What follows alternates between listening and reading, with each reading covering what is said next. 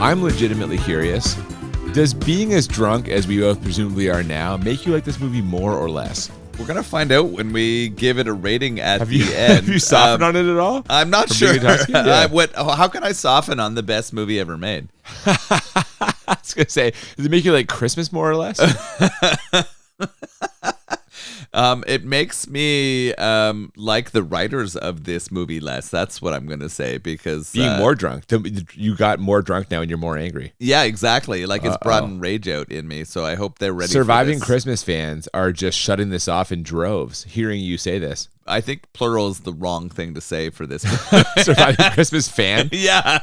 The one guy one guy is I'm just out of pissed here. right now. And you know what? If I offend him, fuck him. I'm sorry, you Surviving Christmas fan. I will not say that to you. Fuck you, Surviving kind Christmas sir. fan. As someone who owns the DVD of Surviving Christmas and owned it long before we ever had a podcast, What? I will. Why? Okay. Explain this one to me. We'll get into that later. Okay. But for now, welcome to Bad Movies and Beer. I'm Cooper. And I'm Nolan. And welcome to our Christmas episode. Yes, happy holidays, everybody. If you tuned in 2 weeks ago to Beyond the Valley of the Dolls, you know that this year we are taking a break from our traditional horror. I guess last year we actually watched an action movie, Chuck Norris Invasion USA. We're doing a comedy this year. Movie though. Last year. Oh, fuck you! It takes place during Christmas. It's been 365 days. We're starting about this. This is definitely a Christmas movie, though. I will give you that. It's called fucking Surviving Christmas. Well, you're saying it's not horror, but watching it is pretty scary. Again, you're tipping your hand here on what's coming in your review later on. I actually thought there were a few parts of this that you would enjoy. I was kind of like that, and Noel like that part, Noel like that part. I was kind of checking them off in my mind. Was it Christina Applegate? Oh no, what? Is that the thing with you? I don't know. I thought Christina Ricci was your Christina of choice. There's something about Christina's. I don't know. There are a few people listening right now who are just like nodding. They know. They know about Sleepy Hollow. Anyway, we're going to be covering all the ins and outs of this Ben Affleck Christmas comedy. But as always, we've paired this movie with actually several beer. And if you turned into our special bonus beer draft episode, you know that this year we are drinking 6 beer each from the Oranje Son Brewing Company, which I feel not only festive and appropriate for the holidays, an appropriate connection with our movie as Ben Affleck pretends to be the son of a family who he pays to act like his family. So yeah, really strangely, this movie is all about a rich guy who doesn't have a family and regrets not having those Christmas moments. He pays them to be their sons, so the Oranje Son Brewery is the perfect place for us to get a Christmas advent calendar of beers. You and I have both consumed several of the advent calendar beers before now. Yeah, we're about 4 to 6 at least. You already cracked your 5th one. Yeah, we're a good chunk into our advent. And no trades. We did not make any switches. Even with the beers that were undrafted, there were no trades. No one used the Christmas mulligan. There was no Yankee swaps. Yeah. We've got, if you listen to the bonus episode, these 6 beers we each drafted, we've kept them for, I think, the first time ever. I know we've never had a draft where we've kept everything and not swapped. You pitched me on it, but I said no. I threw you a soft curve out there, but you weren't interested in what I had left, and that's fair. You threw a soft curve, and I was a hard no. Yes, so I've only got 2 left here. I've got my Berliner Weiss and my dry cider. I have drank the rest of the beers that I drafted. What do you have left? I'm about to crack the Berry Nebula Kettle Sour, and I'll be closing the night with the Chemistry Munich Helles, which was beer number 1, if I'm not mistaken. Yeah, that's the one I tried to trade for. I wanted to get a little bit of that Helles in me, and you were not willing to. No, I told you to suck my dick. I'm sorry. In no uncertain terms, that's true. Well, it's not. Yeah. That's the sort of pace of our podcast. That's why I told you to get the Helles out of here. Yeah, exactly. Our moms keep giving us 2 ratings on iTunes. Someone's got to counteract that, though. If you're listening and you think that we're funny, wherever you get your podcast, throw us a 5-star rating. We'd appreciate that. Yeah, man. Get more people involved. They'll be able to hear about this. You know, they'll see us. They'll download. They'll listen. They'll think that we are crass and deserve 2 stars, but appreciate Some your will, 5 stars anyway. But not the ones who get Particularly our moms. They just don't get it. Yeah, well, yeah. Anyway, I'm going to crack. Yours already cracked. I'm going to crack my beer. We're going to get started on this thing. What do you say? Yeah, I mean, let's do it. I'm going to open my other one. Let's get 2 going. You are not. Stop. I am double fisting right now. Uh-oh. Yeah. It's Christmas, everybody. Oh, this looks very berry-ish. Is it colored? Oh, my God, it's colored. I'm jealous. So I guess Christmas came early for you in this one, Noel, because after the DreamWorks logo, we go right into an opening credits montage. In between shots of the city of Chicago, all decorated for the holiday season, we see various people engaging in Christmas-related activities and becoming more and more miserable. All of this is set to the Andy Williams classic, It's the Most Wonderful Time of the Year, and it ends with a kindly old lady sticking her head in an oven. Merry Christmas, everybody. Hope you like sarcasm and grandma suicide. Jesus Christ. Well, dark note to start Yeah, with? I love the Andy Williams song. I'm enjoying montages. And then all of a sudden, a fucking guy falls from a ladder, which is supposed to be comedy, I think. A larger lady is in a chair with a guy who can't wrap gifts also being displayed, like getting frustrated. He's very frustrated with the wrapping paper and the tape. And then it ends, like you said, with an elderly woman ending herself with the saddest gingerbread man I have ever seen. And I am like, wow, really setting the tone here, Ben Affleck and writers, whoever you Ben are. Affleck didn't direct this. Okay, fair. He just acted in it. Is this like who created this disaster piece? Oh, I don't know, but I'm sure they are no longer employed. That's what I can assume from how this performed at the box office. No, man, we do see all those horrible things. God. And from there, we meet our main character, Drew Latham, played by an oddly plastic-looking Ben Affleck. Much like Keanu Reeves in Sweet November, he's an ad exec. And also much like Keanu Reeves in Sweet November, his pitches are borderline deranged. In this case, he's selling the idea of a spiked eggnog as a coping mechanism to get through family Christmas gatherings, and he's doing it with a fictitious family called the Noggertons. Now, I called this pitch borderline deranged a second ago, but Affleck does close the deal here, and if I'm being totally honest, I am absolutely in the target demographic for this product. Family time, I'm calling the Noggertons. So just like I suggested earlier, alcohol as a way to deal with spending time with family over the holidays. That's the Cooper way. Yeah, that's fair. He says that he can sell fucking whale steaks to Greenpeace. Like a little overconfident here, a little rough in the joking. I knew you wouldn't like that. I didn't like that joke. I also didn't understand how much money he had until we start seeing some of the deals he starts to throw out here. Oh, and he throws out a lot of deals, that's for sure. In fact, he's looking to celebrate after a successful pitch, so he treats his girlfriend Missy to a little pre-Christmas Christmas gift, one that he says involves their future together. It's tickets to Fiji, which is a fantastic gift, but it turns out all that future talk might not have been the best wind-up because she pretty clearly was expecting something else. Tickets to Fiji? Yes, first class. Drew, on Christmas? Christmas is the family holiday. I mean, what are we doing? What is this? I mean, what is going on? I mean, where is this relationship headed? Fiji, first class. For a guy who sells ideas for a living, he does a pretty terrible job of selling this one. She goes to storm out and he's like, wait, don't go. And then immediately pivots to, all right, fine, you want to be like that? Go ahead, go. The acting here is absolutely fucking shit. It's not good. It's not going to get much better Both either. Affleck and his girlfriend here are terrible.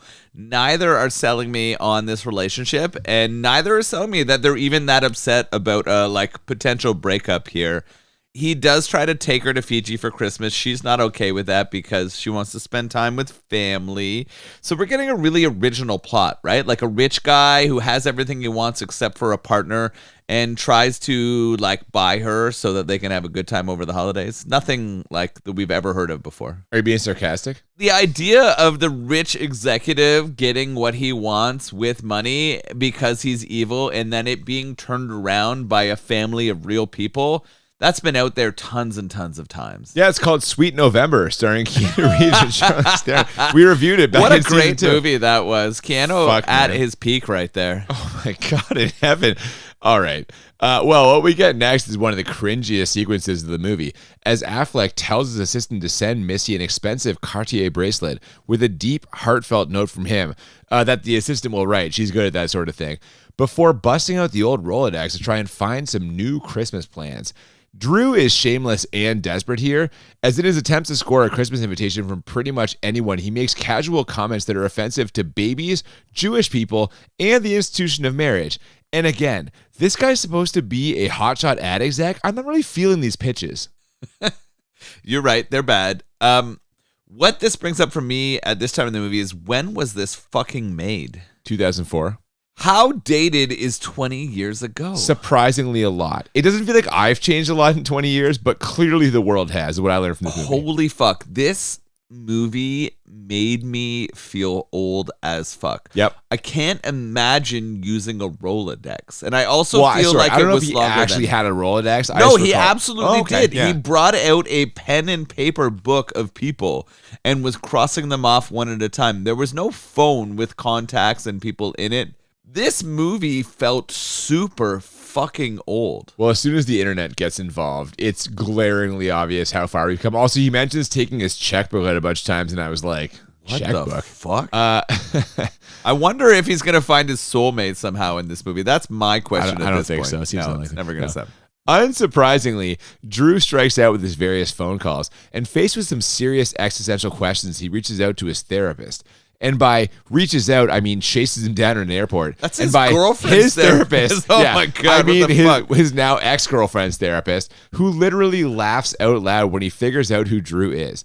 I'm glad someone was laughing in the scene because I definitely wasn't. It was really bad. The only thing I enjoyed about this scene is that this was the guy from Office Space. Stephen Root. Oh, what a good actor. He's great. Been in a He's ton of stuff. never right? been bad at anything. Yeah. No, so he's doing a good job here. He's struggling with parenting, which I can connect to. He's trying to get his kids through custom. His daughter's being an absolute and Fuck me. Merry Christmas, everyone. you're gonna beep that, I hope. Yeah, you'll have to, yeah. She just will not listen to him, and he is getting harassed by Ben Affleck's character. It's all seeming kind of rough, but it does end with a bit of a laugh as he gives Ben some advice here. Well, yes, that's correct. And armed with that advice from the therapist, advice which he says he heard on the radio once, maybe it'll work, Drew writes down a list of grievances and takes them to a meaningful place, perhaps the most meaningful place of all, the house he grew up in. And this is where we meet the folks who will become Drew's surrogate parents as the movie goes along. It's the Valcos, Tom and Christine, played by James Gandolfini and Catherine O'Hara.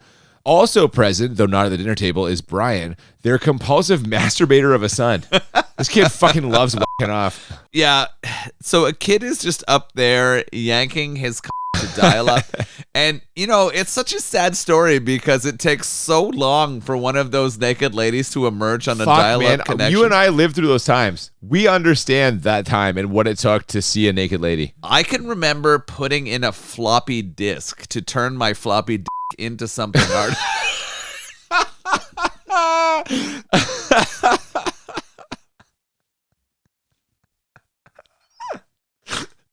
I don't even know what to say after that. That's right, though. But no, Gandolfini has a good line here about his son fucking masturbating, right? What's the thing? He's advancing his skills. One day that computer's going to get our baby a good job. Trust me, what he's doing up there, nobody's going to pay him for. Because if they did, I would have retired at 17. And I'd have retired at 13. Hey! What time did you start masturbating in your life? 13, but I would have earned enough money to just bring it home right then. This conversation, that line happens in the middle of some tense dinner conversation.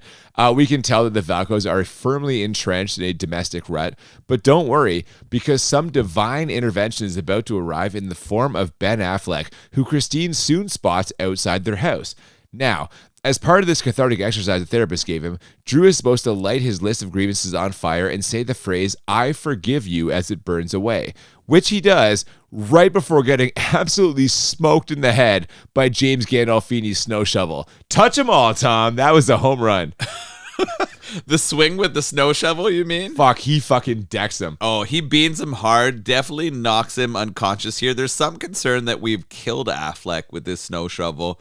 The acting here as Affleck is airing his grievances and burning this is absolutely bullshit. Like, I kind of think Ben can be a good actor.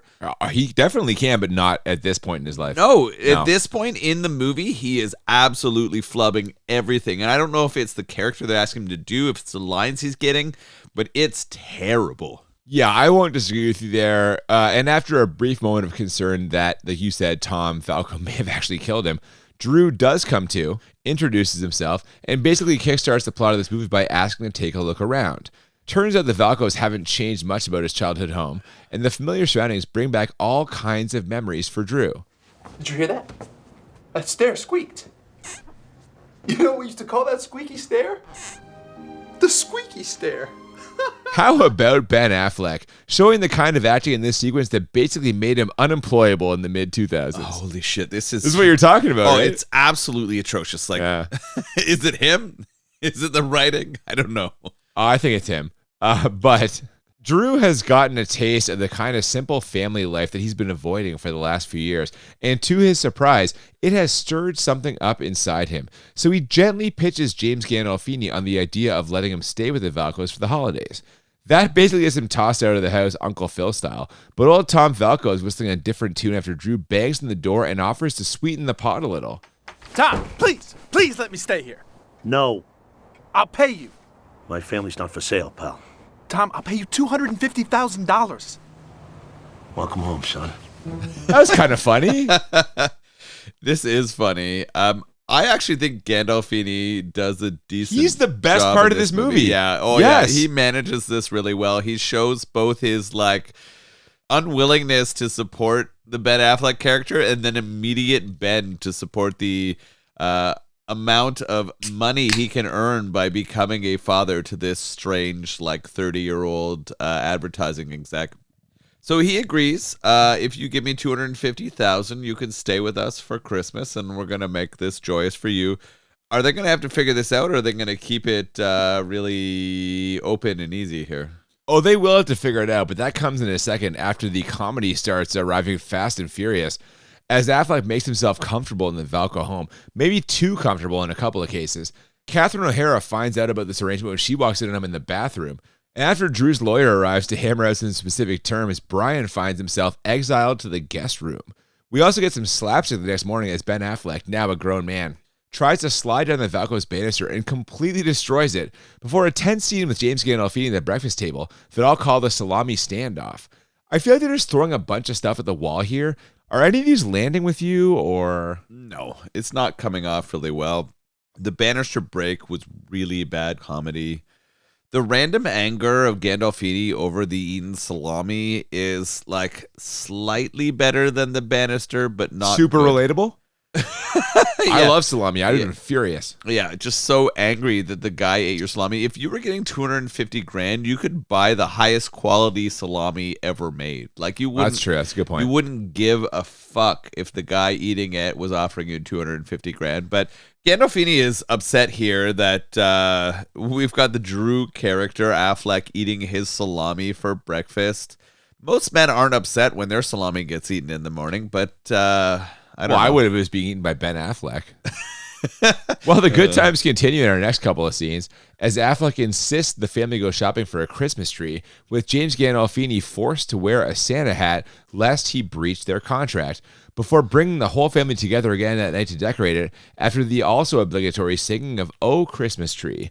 But it turns out the whole family isn't there, at least not yet, as the Valco's grown-up daughter Alicia, played by Christina Applegate, arrives just before Drew's going to light the tree, thus creating immediate tension between the two of them. Most of the tension is derived from the fact that Alicia finds some lunatic millionaire cosplaying in her parents' house. But if you think Drew's going to let that tree interruption go, you've got another thing coming. The concept of this movie is interesting. Like the whole idea of someone trying to buy a family to spend time with at Christmas makes sense and could be really funny.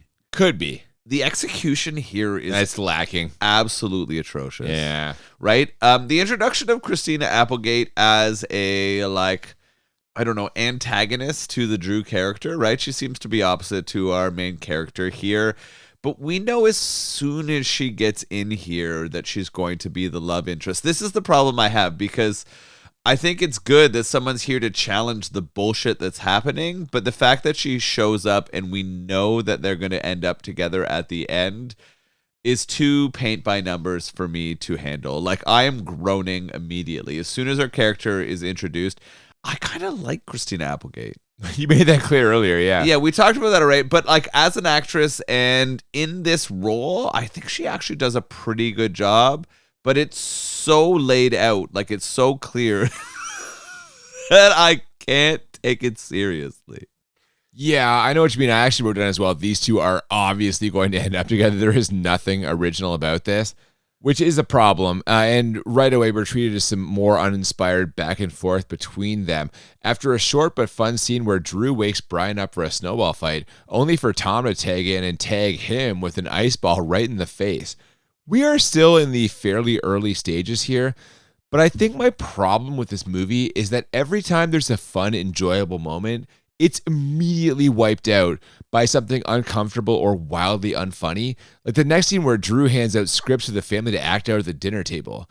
There's no easy way to say this. This part was hard to watch. Yeah, it's so bad that he even introduces a hired actor to be his doodah. Doodah, that's Has right. anyone ever called a grandfather doodah before? No, but I'd like to. I think I might. You like it. You're gonna take this on as your. I'm a fan. Yeah. Only if they are an actor and a strange old white man who wants to bang your mother. Oh well, that that's unclear until later on. I don't know.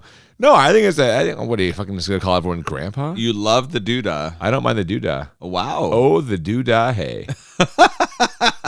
I'm glad you've taken something from this movie because it didn't offer a lot more. I'm glad that you're going to walk away with doodah as your lasting impression. There you go. At least there is If some nothing win else. from the hour and a half you spent on this bad boy. Yeah, man. Well, speaking of, the next day, Ben Affleck has the whole family, including Doodah, do some Christmas shopping and take pictures with Santa Claus.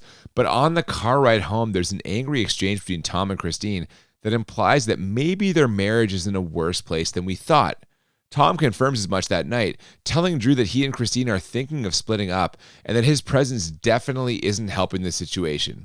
Luckily for Tom and Christine, Drew has the perfect solution to their relationship troubles, one that will completely fix everything and get their marriage back on track. It's called capitalism, Nolan. It's going to live forever. I knew you would love this. I mean, And I knew that you wouldn't. Yeah. capitalism is going to solve all their problems here. They're about to go Christmas shopping, which despite you making fun of me, I do enjoy. Oh. I like giving gifts. Well, and- you are a hypocrite, so. And well, that's true. That You're is supposed generally many the way times that in the course of generally the way that I live my life is through hypocrisy. Merry Christmas. Yeah, Merry Christmas from the most giant hypocrite in the world, Nolan. I'm here to give you gifts and tell you that capitalism is shit. So you can't have it both yeah, ways. That's all I'm saying. exactly. No, but that is Drew's advice, basically to go out and buy some shit. As we quickly see, this will manifest itself in two very different ways. For Tom, it's by purchasing a sweet SS Chevelle, the kind of car he had when he was single and apparently mowing ass. And for Christine, it's by getting the full model treatment, clothes, hair, and makeup professionally done before being photographed by the best fashion photographer in Chicago. And listen, I know I've been shitting on this movie for the last 20 minutes or so, but I have to give them credit here. They absolutely nailed the casting for this photographer part. It's legendary German character actor Udo Kier, who immediately earns his paycheck when he sees Catherine O'Hara looking garish as hell. He asks his assistant, Have you ever seen me so elated? It must be this woman. Yes. Isn't she sexy? Erotic. Speak! Oh, absolutely, Heinrich. She's got that special quality Get that... out now. But I'm agreeing with you, Heinrich. You hesitated. he's into it, man. Have we seen him in other things together? I feel like he's been in some of the movies we watched. I recognized him immediately, think but the didn't- movies that we've watched, but he's Okay. in so much fucking shit, man. You would have seen him for sure in a bunch of things. I recognized him right away. They have Sweet Cherry Pie playing as Warrant. Yeah, Yeah, Warrant man. is just fucking on as she is taking this photo shoot on top of motorcycles and other stuff. Catherine O'Hara is getting her groove back, if we're going to quote from another movie, maybe one that would not want to be connected to this one. The two adults, the parents of this, are starting to come to where they're being more comfortable with this situation. How is Ben Affleck going to swing the kids into this situation? How is he going to get them on board? Well, that's what I was going to say. Speaking of getting into things, after Catherine O'Hara gets very into her photo shoot, like too into it to an alarming degree, Drew once again gets into it with Alicia when she refuses his invitation to go tobogganing. He accuses her of not liking fun, but when she begrudgingly agrees to go to what he calls Breakneck Hill, only to taunt him when they discover that it was not nearly as dangerous as it seemed to Drew as a kid. He needs to take things up a notch, which, when it boils down to it, is basically all this character ever does. Yeah, I laughed out loud at what the extension of the tobogganing process was. Instead of riding down this breakneck hill, which was big when he was a little kid, he takes the same fucking toboggans onto a helicopter and flies them to the mountains. He's a rich man. Of course he does. What the absolute fuck? I'm having trouble with the fact that he's an advertising exec and he also has like unlimited money here. This is throwing me off. To go from tobogganing on a local hill to taking a helicopter to the mountain seems like a bit of a jump to me. Well, what seems to be more of a jump to me is the fact that they survived this trip down the mountain. Holy absolute fuck. They passed so many trees that would have absolutely murdered both of them. Yeah, there's no chance you successfully get a toboggan through an entire forest of mature trees. You can't steer that shit, and they're steering it easily. Yeah, they get all the way through this incredible toboggan course. The two of them, of course, Applegate and fucking Affleck. And now we know. We knew before this happened that they were going to be in love, but at this point, we're like, they've survived the miracle down the mountain. They're going to at the bottom of this hill. I mean, it sure seems like it, as after their completely implausible successful sled run, Ben Affleck goes in for a kiss only to get sneezed on by Christina Applegate. But as we see later that day, as Drew and Alicia nurse the coals they picked up from their toboggan adventure, it seems like these two are actually starting to fall in love with each other, which is insane. They've had literally one positive moment together, two if you count the conversation they're having. There is no reason for these two to be developing feelings so quickly. She hated his guts 12 hours ago, and now she's sharing special private memories with him. This whole sequence is even more implausible than them surviving that sled run. It's absolutely insane. Neither Applegate or Affleck are selling it. I'm going to say Applegate is doing a better job here than Affleck, but that's me being kind to the Christinas because we know that that's my history. No, that's fair. But regardless of how this moment lands, we know that Drew is going to ruin it. Don't worry about that. After Alicia tells him a cherished memory about stumbling upon a tree whose branches were covered in ice and what a beautiful visual that was, Drew hires someone to recreate it. But because he doesn't get subtlety, he also hires a full choir, set designer, actors to perform a nativity scene. He gets some kind of sculptor to make a figure of Christina Applegate. I think I also saw elves and reindeer. This is a massive, colossal miss, and it proves that Drew just doesn't get it. The reason he's alone is because he thinks he can buy people's affection, but it just comes off as showy, desperate, and maybe even creepy. Definitely douchey. What kind of woman would ever go for this kind of materialism? And smash cut to his girlfriend, Missy. At this point, I'm like, who wrote this bullshit? It's a bunch of people. I'm fucking angry at whoever has their name on the screenplay of this right now because it is fucking terrible. This whole scene with him like creating the snowy ice tree and all of the other actors is overblown. Applegate's response to it is too much. And then we cut to Missy with her family. She's received her Cartier bracelet and she's ready to blow down on his fucking No, that's true, man. She opens that bracelet and absolutely loves it. And as her extraordinarily waspy parents look on approvingly, she realizes she was all wrong about Drew. I'm dumping on her here, and Drew too, I guess. But it turns out that his just go buy some shit philosophy might actually work in some cases, maybe even most cases, as Catherine O'Hara gets to look at James Gandolfini's new car, and he gets to look at her new hair, clothes, and makeup. And before you know it, they're laughing, holding each other, and kissing under the mistletoe in a good times montage. Now, regardless of your feelings about capitalism, I think we can both agree that it's nice to see people coming together during the holidays. And speaking of coming, what's Brian up to lately? You know, I'm not upset that the O'Hara and Gandolfini characters are getting back together. It's nice. This is kind of good. I'm liking it. Brian, the teenage son in this whole deal, is still upstairs. Now he's looking at naked Asian massage therapy. That is porn. the category he was browsing, yes. According to the website, they'll rub you long time. Oh no, I we know, got a 2 Live Crew quote out of this. Is this what we're going here? We're going from I'm pretty Apocalypse sure, Now to 2 Live Crew. Full Metal Jacket, I think. Oh, was it Full Metal Jacket? It was Pretty definitely sure. one of those. I know it wasn't. 2 Live Crew was not an original thought on that. No, but they definitely pulled that from one. Actually, I had to pause the DVD to see what it said, and also to check whether it was a real website. It wasn't, but hey, nothing ventured, right? Good news for you is you don't have dial-up, so you can find that out right away. Unlike this Brian character who spent 14 minutes looking for a naked Asian. Well, if only he was looking at naked Asians, because the big reveal of this scene isn't Doodah learning about internet porn. It's Brian. Well, there's some terrible mouse humor in here too. I'm gonna just point it out here. No, there is. Doodah can't use a mouse. He can't. Yeah. No, the big reveal is Brian clicking on middle-aged hotties, only to end up looking at a picture of his own mother. And as someone who was alive during this era of technology, I can confirm that was basically a top 2 thing you were afraid was going to happen as the picture finished loading. You're always worried your mom was going to be on there? That What was top number 1? There was a huge fucking dick. yeah, you're just waiting for a woman It'd be to load with a giant It'd be dong. some hot boobs and then Yep. just hog meat. Yeah. Full display. Yeah.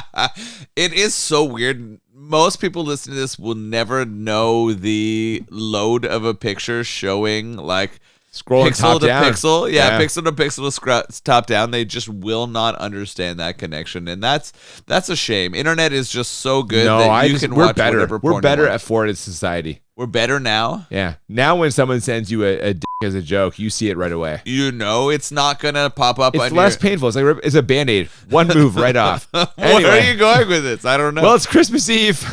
And after having her cherished private memory bastardized by Drew, Alicia returns to the house and begs her parents to kick him out right then and there. Oh, my God. They refuse, so she decides to go out instead and takes the car. Drew, realizing at least some of the error of his ways, apologizes to the Valcos for imposing it and offers to write them a check and leave. But just then he gets a call from Missy, who, frankly, has made a lot of assumptions about how Drew feels based on the fact that he's allegedly visiting his family. She's excited, though, and she's got a big surprise for Drew. Not only is Missy outside, but she brought her parents along so their 2 families can meet and spend Christmas Eve together. So now Ben Affleck has to convince the Valcos to play along again and navigate the tricky terrain of them meeting Missy's family. It's a hell of a comedy setup, and I'm sure hilarity will ensue, right, Noel? This fucking sucks. Like, I'm done. It's not good. I'm done. Yeah. And the fact that Missy is now showing up with her parents, who are not bringing a lot to the table here, and we know we're just going to get a lot more awkward comedy. I fucking hate awkward comedy. Oh, then this is the wrong movie for you. Oh, I am struggling so bad right now. Affleck's trying to pull this together. He's falling in love with Applegate, yet he's still trying to hold on to this Missy character. Maybe he thinks he can still get in Fiji. No, she's gone, man. Applegate's gone. She's just like, I'm done with you, Drew. I'm out of here. You're a bastard. These things aren't wrong, but I think he still has feelings for her. Of course he does, but he's like, that's out. What's my next landing spot here? It's Missy. It's blowjobs and Fiji is what he's thinking about. Well, here's one element I didn't expect in this whole sequence. Doodah being unavailable and having to send an understudy. Tom finds this out when he answers the door. I can't. No, but we don't get the punchline until after this exchange. Oh my God. Yeah, who is that, Dad? It's Doodah.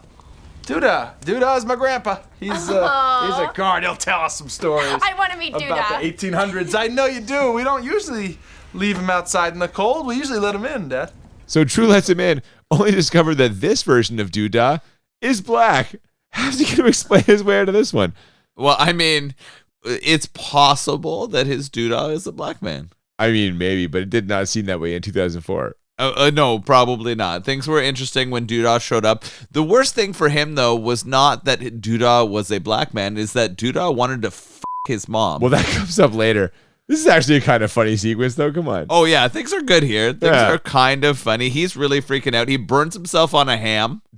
That happens as well, yes. And as if things weren't already complicated enough for Drew here, Alicia suddenly reappears, having cooled off quite a bit since she stormed out earlier. In fact, After thinking things over, she's decided to apologize to Drew for reacting the way she did. Sure, he went completely over the top with his surprise, but it was a fundamentally sweet gesture, and she's realized that she has strong feelings for him. So even though the writers of this movie have in no way, shape, or form earned this, we get the big romantic moment that we all knew was coming as they share a tender kiss. You would think the mood would be joyous, but as this kiss ends, Alicia shares this observation. You smell like fear. There have been some developments. Oh, you know what? I forgot I have a gift for you. I'll be right back. Okay. What the hell? As if she would walk away right in the middle of the sentence after she's the one who noticed something was wrong. Lazy screenwriting. It's bad here. Yes. Both the kiss, the fact that we had this like embrace that we knew was coming from the instant Applegate was introduced. Like there was no like thought that this wasn't going to be the scenario. We knew it was going to happen. Affleck feels love for her here, right? This Drew character is all down with Alicia, but we know that the bigger problem is in the living room right now. Missy is in the house, and we know Applegate is going to find out. Sure, but we have to go through the whole rigmarole of like Applegate goes to get his present. Missy, of course, enters the second that Alicia leaves. And the second that she leaves, Drew slowly turns to find that, yes, Alicia has returned and witnessed at least some of his exchange with Missy. She even sees a kiss here between Missy and Affleck, or Drew's character. She's understandably pissed. And Drew begs her to just head back out for a couple of hours so we can get through the evening and get out of her and her family's lives.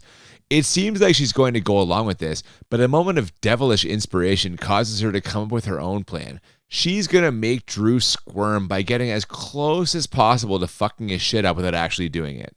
Yeah, she becomes his sister here. She is going to fuck with him, and she's going to talk to Missy, telling him hilarious stories about his little dick and other things that are going to happen. She does accuse him of having a micropene. Yeah. I actually like this. I think that this is pretty funny. This is the kind of vengeance that you would bring upon someone if they put you in this. Especially. Yeah. Oh, a sibling especially, but someone, an ex-lover even, who put you in this situation. It would be fun to fuck with them in that scenario. Yeah, man, absolutely. Now, perhaps the worst thing she does is ask where Brian is. He's still upstairs, completely shell-shocked, just staring at the naked picture of his mother and whimpering to himself. That's going to be a problem in a minute when, after Drew and Alicia get into a shouting match and he reveals that they were just making out in the kitchen, Catherine O'Hara tries to distract everyone by offering a tour of the house. That tour eventually stops in Brian's room, where it produces predictable results. James Gandolfini is furious and goes to stay at the Travel Lodge. Brian destroys his computer as some things truly cannot be unseen. And Missy's parents are horrified, especially her mother, who makes a point of listing off the various low points of the evening as she disgustedly puts her coat on. Trollops who pose for dirty pictures and various incestuous overtones and old, unexplained men. Yeah, I'd say that pretty much sums it up. I like the old unexplained men part. That was funny to me. That was pretty funny. I mean, we get the computer smash from Brian because he's seen his mother snatch, and that's hard to deal with. And then we get Missy's parents, sort of, particularly Missy's mom, dismissing them. Missy's dad, though, is not all about this. He wants to set her straight, and he even tells her about how Missy is not his daughter. We get a little bit of a reveal here that was a surprise. This mom was a little bit promiscuous and got herself knocked up by another man, and yet Missy's dad has stayed around to support the family, even though he knows he is not the dad here. Yeah, man, and ironically, after watching her own family meltdown, Missy is totally on board with Drew's original plan to forget about family and fly to Fiji.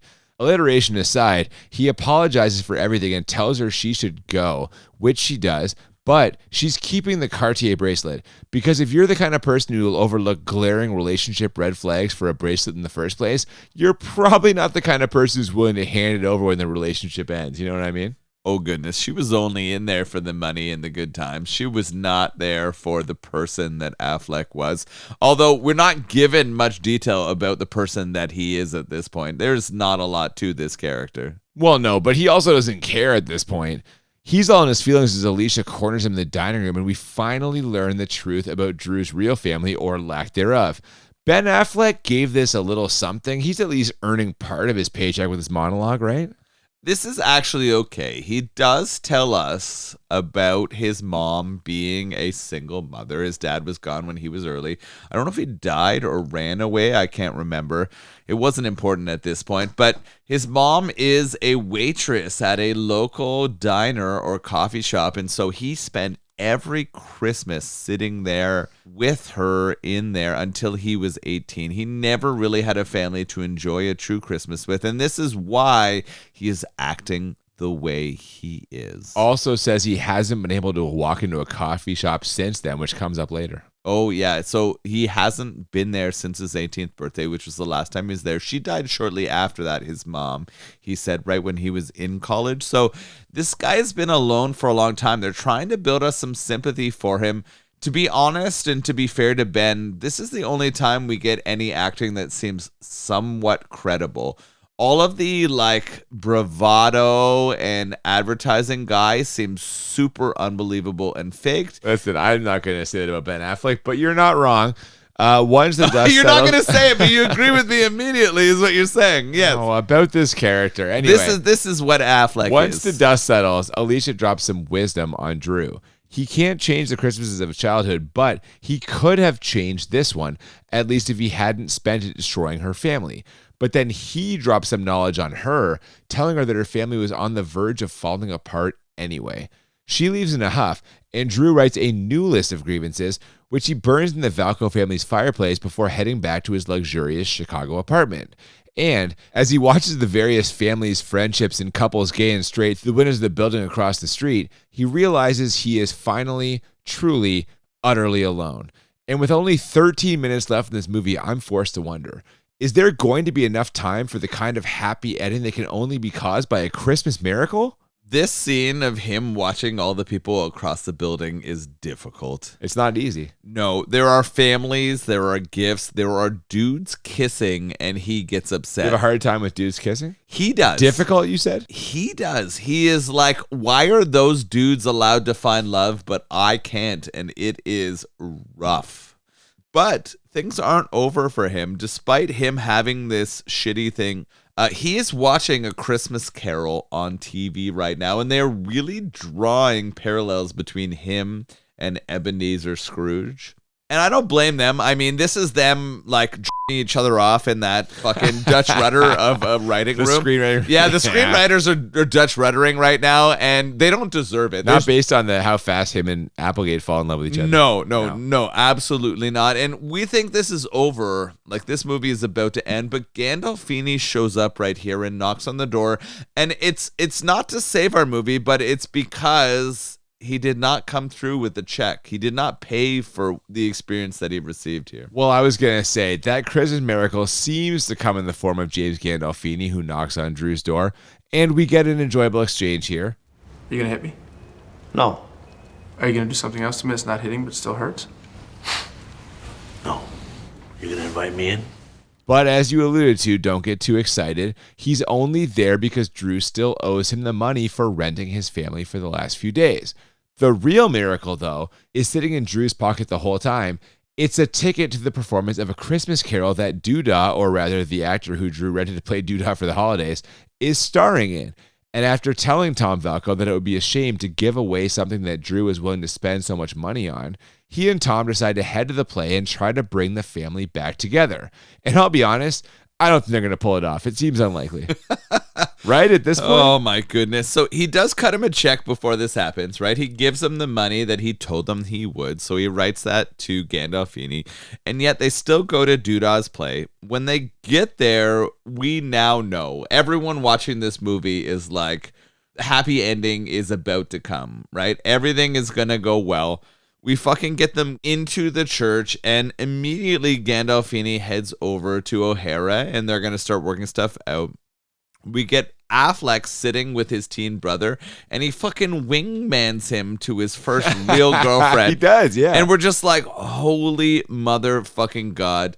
We get some bad acting as a part of the play, and then immediately Affleck's outside sitting on the steps with Applegate, and you know what? There's no chance they're falling in love. Of course not. No. I'm doing it again. No. Sarcasm rules on this podcast. This is Obviously, everything works out great here. As you mentioned, Tom and Christine awkwardly but happily reconnect. Drew does, in fact, wingman for Brian and gets him chatting up some young girl who is sitting beside him at that play. And when Ben Affleck heads outside, he finds Christina Applegate sitting there waiting to pick up her mom after the show, but instead, it'll be him picking her up as he essentially tells her he loves her and they passionately kiss. And from there, the last thing we see is the whole family and that girl that Brian was talking to sitting in a coffee shop, which, at least according to Drew's monologue from earlier, he has not been able to walk into in decades. We do get one more joke before then, though, as Missy and her family, who are inexplicably still in this part of the city for some reason. No, it doesn't make sense. No sense at all. Yeah. Happen to drive by and see Drew and Alicia making out. Oh my God. Oh my God. He's kissing his sister. That is open mouth. 'Tis the season to be jolly, dummy. What the fuck was that, and why are they still here? It was completely unnecessary and Totally. not funny. Yeah. No. I don't know why they were hanging around there. The fact that the Missy character and her family were still together there after Dad had revealed the secret of Mom fucking some random guy and producing Missy was incredible. I don't understand. It was very poor writing to include that at the end. Well, but also, it's been hours, if not days, since they were even in that area. Oh. Ben Affleck went back to his apartment in, Maine, Chicago, and Gandolfini came. They watched this play. It's been at least 8 hours, if not 12, if not over 24. Why the fuck are they still in this blue collar part of Chicago? It makes no sense at all. Absolutely unconscionable decision to include that in the actual movie. I agree, man. But as the family sits at the coffee shop, we get a kind of stylized the end graphic on the screen, and we're into the fucking end credits, and that's it, man. A Christmas classic that never was. Classic is a generous term for whatever the fuck this is. This has to be one of the worst attempts at a romantic Christmas comedy. Well, we're going to find out in a second because we've reached the end of the movie, and that means it's time to slide into our ratings. The way we do this, we rate the movie scale of 1 to 10 2 times. 1 to 10 for how bad it is, 1 to 10 for how enjoyable. And the goal is to find movies that are a 10 out of 10 on both scales, or what we call the Crit 20. And for me, at some point in my life, I liked this movie. Pretty sure I saw it in theaters, and I bought the DVD years ago of my own accord. But watching it again now, I can't for the life of me understand what I was thinking. There are a couple of vaguely funny exchanges here, a joke or two that I laughed at, and some of the setups and premises for scenes were clever, but a ton of it was just weird or cringy or over the top. And so all the good got buried in a giant pile of garbage. The only other thing I will say for my bad rating here is that you can smell the desperation coming off Ben Affleck. Not his character, I mean actual Ben Affleck. This was a real career low point for him, and I think he was like, maybe if I can make this comedy thing work, I'll keep getting movies, and he is just floundering. I'm glad he turned things around, but this one is not making the career retrospective. Same with Catherine O'Hara, her talents were completely wasted here. Good casting on James Gandolfini, though. He was solid. And so because of his performance in this, and also their delightful choice to cast Udo Kier as that photographer, I'm only going to give this a 9 for how bad it is. But if you give it a 10, I will not argue with you at all. What'd you think? So this is going to be one of those movies where we are too in sync, I think. Uh-oh. Yeah. The biggest problem I had with this was the cheap comedy choices. The attempts at comedy did not land for me, and it was really poorly written. Again, the writing in general was paint by numbers and in terms of the plot, it's completely from the jump. They're going to end up together. It's going to be, yeah. You can be operating with several brain cells missing and still understand and know what's going to happen in this thing by a long shot. So I thought that was pretty bad. So both the cheap comedy choices, the writing, I thought the acting was poor. I thought Affleck, I think Keanu did a way better job acting as an exec. And how can you throw that out there? You fucking love Sweet November. I like that movie. Yeah, you do. I do like that movie. So you're the one. For me to throw out Keanu over Affleck as a ad exec that is turned like sweet husband, that must be terrible for Affleck. I thought these sets were cheap as fuck. Like I didn't. Oh no. Like I thought that like most of what they set up was done in very limited spaces and it didn't look very real.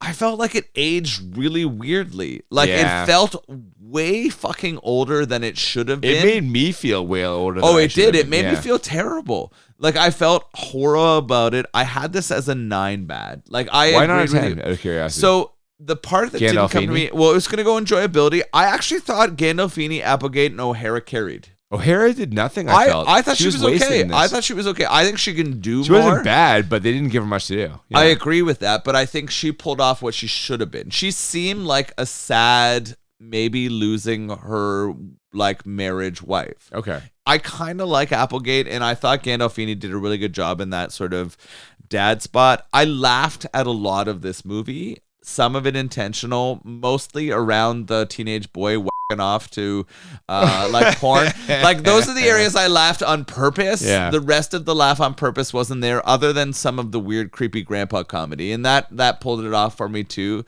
Sorry, white or black grandpa? Both were fine. I agree. In that, I think swirl was in effect. I think the swirl was fine, but I didn't really get a lot else from this movie. Like not a lot else carried for me. But the reason why I gave it a 9 bad rather than a 10 was for the acting of the 3 other actors. If it was just Affleck in there and nobody else of note, it would have been a 10 bad. Like it would have been there, and I think that's mostly carried by the writing. I think the writing sucked fucking ass. I think it was the worst part of this movie was definitely the writing. Sorry, did you also just give us your enjoyable rating? I'm close in the enjoyable rating. You kind of list off things you liked and didn't. Yeah, Gandolfini, Applegate, and O'Hara I liked, and some laughs at ridiculousness. I only had this as a 6 enjoyable. Fuck you. I did not like. We have the exact same score again. Oh no! We went 96s. I also have the exact. I have a 6 for enjoyable. Fuck. Okay, why did you feel that it was a 6 enjoyable? Fuck, man. Well, here's the thing. Like I said, you own this. I and do. You enjoyed this before. I enjoyed just enough about this to put it in the positive territory. Like Gandolfini's performance is good. There are some funny moments in here. Like I enjoy it more than I don't enjoy it, and it's not. I'm not neutral, but I own it. I watched it in theaters. I can't sit here with a straight face and tell you I won't watch this again. If it's on, I'm like, yeah, because you know what? Like it's there are enough funny moments in it that I'll be like, you know what? If I have to spend 90 minutes watching this, I won't regret it. So we agree. We agree. In 96. We're completely aligned. Holy shit! But what about the beers? Well, that's the thing. We've each got 6 beer we just drank. Yes. Which of the 6 was your standout from the 6 that you drank?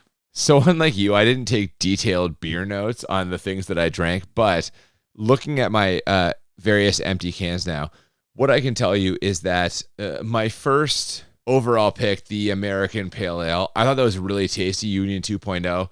Had that with a burger, actually, as we were kind of taking a dinner break in between watching and recording here. That was outstanding. I also really liked the chemistry, the Munich Helles. I had that that was the last one I had tonight. And really, really enjoyable. Just a classic Helles lager flavor. In fact, kind of my take on Orange Son as a brewery in general is while they make a lot of styles, the taste of each one of those, very traditional and like in a good way. Like it is very much a high quality version of what you would expect from most of these beers. The Oktoberfest beer, I really enjoyed that one a lot as well. The only beer out of my 6 that didn't really do it for me was the Czech Yo Head Czech Premium Lager. This one for me, not a winner, kind of disappointing, but overall, I feel very good with my 6 selections. That American Pale Ale went fucking great with my burger dinner. And the Munich Helles, great way to fucking end the night. In between 3 out of 4 beers, exactly what I was hoping for and expected. So overall, my Orange Son experience, very positive. How about you? I drank 6 of these delicious Orange Son beers, and I can't say that I have regrets over any of them. I think the one that I was most stoked on, the one that set me off the most, was probably the Porter. It was absolutely crushable. I think I shared a sip with you. You did, and I did like it. I regretted not drafting it. It was very tasty. It was like a 4-minute beer. Only 5%. I thought it was like 7 originally, and it was very, not. very good. 5%, very nice. The New England IPA I enjoyed with dinner. That was really, really good. Strong, like hop notes. I think there was a bit of Citra in there. Excellent balance. Great with my burger and fries. The Mass Appeal fruit beer was cool. It also felt, though, that it was slightly cider-ish. Like there was some other like fruits in the brew. So that was kind of cool. The Saison was very similar to what I expect from any Saison. Very crushable, easy to drink. That plays into my thing. Traditional style. Kind of less standout, though. Yeah. Same with the Berliner Weiss. I think it was good, but it didn't stand out compared to some of the others. Like, just very straightforward, but done really well. And then the cider also was crisp, clear, and very crushable. So everything I had from the Oranje Son Brewery was excellent, and I definitely recommend their beers for sure.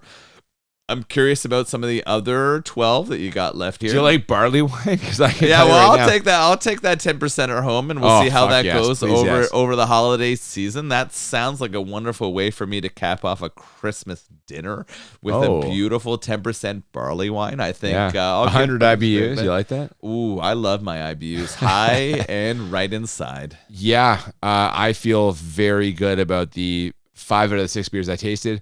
I would love to try some more Orange Sun stuff in the future. So worth seeing for sure. Speaking of things that are worth seeing, 2 weeks from today, our first episode of 2025, we are going to be watching a completely fucking batshit bonkers martial arts movie that may or may not be a comedy. I'm not totally sure. You are speaking my language right now. You love martial arts films? I do. I love batshit. That's also true. We're going to be watching a little film called Ricky O, The Story of Ricky. Have you ever heard of this? No. Have you ever been on the internet? Yes. Yeah, I do browse the internet mostly at a dial-up speed, just like the guy from our movie. Don't be silly. No, this is a movie that has a lot of internet buzz. It's from 1991. And again, I'm not sure if it's a comedy or not, but it features some truly awe-inspiring martial arts sequences, as I understand it, and also gore effects. Never seen it before. Really looking forward to it. But that'll be happening in 2 weeks' time. Ricky O, The Story of Ricky, for any martial arts fans are there. I'm excited for this. Good. Before then, if you haven't already, please follow us on social media at the BMB Podcast on Twitter and Instagram. Send us emails to thebmbpodcast@gmail.com. I know we're just sort of turning the corner on 2024, heading into 2025. A little bit of space left for stuff we might be recording to start off our 2025 year. Please send those requests on to us. Please do. My New Year's resolution is for us to actually do Sergeant Kabuki Man at NYPD. We announced it, didn't come through. Hoping it happens in the new year. I'm sure it will. Hopefully, fingers crossed, making Sergeant Kabuki Man happen soon. Let's see how it goes. But in the meantime, thank you so much for joining us today for Surviving Christmas. We want to wish everyone out there a Merry Christmas and Happy New Year. We hope you will join us in 2025, 2 weeks' time, for Ricky O, The Story of Ricky. Until then, I'm Cooper. And I'm Nolan. And we'll see you next time on Bad Movies and Beer. Keep your doodah away from the internet. Share the warmth.